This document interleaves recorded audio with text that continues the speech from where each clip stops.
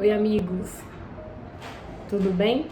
É um prazer estar aqui com vocês mais uma vez nesse projeto tão carinhoso, projeto Pílulas, que tanto nos ajuda e nos sustenta. E hoje, a gente está estudando o livro Caminho, Verdade e Vida e se trata do capítulo 15, chamado Conversão. Então, que nesse momento, independente de onde a gente esteja, seja no ambiente de trabalho, na rua, de volta para casa, ouvindo no trânsito, no nosso lar, que possamos, onde quer que estejamos, nos conectar à espiritualidade amiga, que sempre nos estende a mão e nos ampara, ao nosso anjo da guarda, nosso amigo fiel, a Jesus, a Maria, e com essa ligação íntima que possamos sentir o amor de Deus em nosso coração, nos fortalecendo, nos guiando, nos dando esperança para compreender um pouquinho as lições dessa pílula. Então, no capítulo 15, Conversão, ele começa assim, Lucas, capítulo 22, versículo 32. E tu, quando te converteres, confirma teus irmãos, Jesus. Não é fácil a conversão do homem. Quanto afirmam os portadores de convicções apressadas. Não é fácil mesmo a conversão do homem. Muitos dizem, eu creio, mas poucos podem declarar, estou transformado. As palavras do mestre a Simão Pedro são muito simbólicas. Então Jesus fala, e tu, quando te converteres, confirma teus irmãos. Jesus proferiu-as na véspera do Calvário, na hora grave da última reunião com os discípulos. Recomendava ao pescador confirmassem a irmãos na fé quando se convertesse. Acrescente notar que Pedro sempre foi o seu mais ativo companheiro de apostolado. O mestre preferia sempre a sua casa singela para exercer o divino ministério do amor. Durante 3 anos sucessivos, Simão presenciou acontecimentos assombrosos. Viu leprosos limpos, cegos que voltavam a ver, loucos que recuperavam a razão. Deslumbrara-se com a visão do Messias transfigurado no labor, assistira a saída do Lázaro da escuridão do sepulcro e, no entanto, ainda não estava convertido. Seriam necessários trabalhos imensos de Jerusalém, os sacrifícios pessoais, as lutas enormes consigo mesmo para que pudesse converter-se ao Evangelho e dar testemunho do Cristo aos seus irmãos. Não será por si maravilhar tua alma ante as revelações espirituais que estarás convertido e transformado para Jesus. Simão Pedro presenciou essas revelações com o próprio Messias e ele custou muito a obter esses títulos. Então ele conclui assim, trabalharemos, portanto, por nos convertermos. Somente nessas condições estaremos habilitados para dar o testemunho. Uma das lições que eu mais gosto, do Boa Nova, que é um livro que eu recomendo muito também, cada capítulo assim é um presente para o nosso coração, é o capítulo de Pedro, onde ele mostra, Pedro negando Jesus diversas vezes. E Jesus dá uma explicação tão linda naquele livro, que ele fala assim que Pedro negou a ele, não pelo fato de ser ruim, de não ser parceiro dele naquela situação, mas por fragilidade,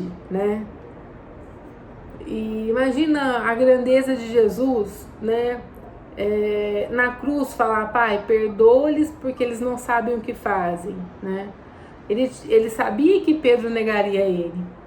E o quanto isso custou caro para Pedro, ele achou um absurdo, ele achou que ele não negaria, quando ele estava no meio da multidão e perguntaram, mas você não é o amigo dele que está com ele?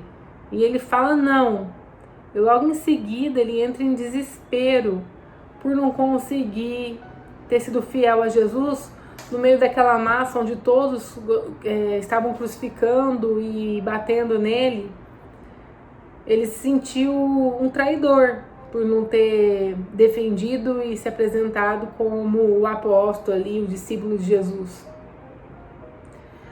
E quando a gente lê, né, essa lição do Boa Nova, a gente vê que não é porque Pedro era ruim, mas sim porque Pedro era frágil e ele ficou com medo, né? E por que ele ficou com medo? Porque quando a gente fala assim, muitos falam eu creio, mas poucos estão transformados. E o quanto é difícil essa transformação íntima nossa, porque ele até coloca aqui, se Simão Pedro presenciou todas as revelações, se Simão Pedro caminhou com o mestre, e para ele foi difícil reconhecer, imagine para nós, que somos seres imperfeitos, que estamos aqui. Mas estamos aqui para conseguir o que Pedro conseguiu, né? Somente na condição de verdadeiro fiel a Jesus, a gente vai estar habilitado a dar o nosso testemunho. Então, quando a gente pega e comete um erro, né, perante a sociedade, perante a nossa família, muitas vezes as pessoas cobram a gente, nossa, mas você não é espírita? Nossa, mas você reza tanto, né? Nossa, mas você vai no centro tantas vezes? E às vezes a gente se sente triste, né, por não corresponder à expectativa, né, dessas pessoas, e principalmente por a gente não conseguir corresponder às nossas expectativas. Só que aí vem a nossa humildade de reconhecer o quão pequeninos somos.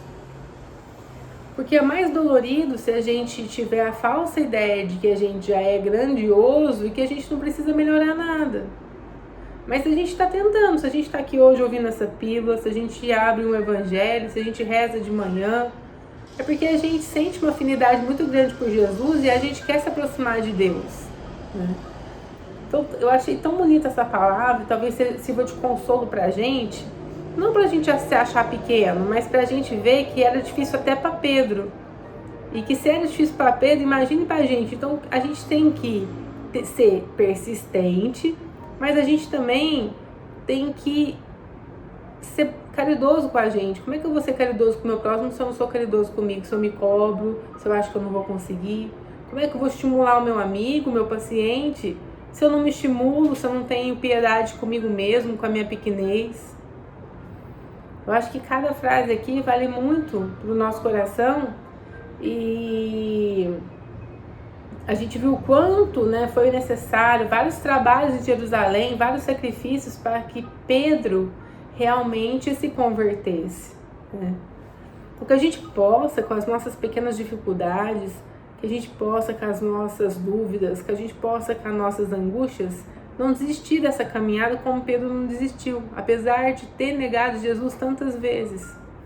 Que a gente possa, a cada manhã, a cada final de tarde, nos conectarmos com esses amigos que a gente evocou na nossa oração e junto com eles tentar revisar o nosso planejamento reencarnatório, tentar nos colocar em conexão com eles para que a gente volte a caminhar no caminho certo se houve algum deslize, né? E que os nossos atos possam ser pequenas lições de evangelho para aquelas pessoas que nos acompanham, nos olham, não só no momento de cobrar, nossa, mas você não é espírita, mas no momento também de olhar assim, nossa, ele é espírita, ele erra, mas ele continua, ele tem uma religião independente de qual seja, ele erra, mas ele é humilde de reconhecer e ele é feliz por continuar, porque é isso que a gente quer, né? Chegar lá. Então, acho que é isso que essa lição vem ensinar para nós, que possamos, com toda a nossa humildade, nos aproximarmos e admirar esses discípulos de Jesus que tanto se esforçaram e batalharam para estar ao seu lado, que possamos nos dar as mãos como irmãos nessa caminhada de encontro com Deus e que a cada dia o nosso passo, as nossas atitudes no caminho reto nos levem mais próximo desse objetivo que temos no nosso coração. Que esses objetivos sejam alcançados e que o nosso esforço seja o bálsamo da nossa caminhada. Um beijo para vocês e até a próxima lição.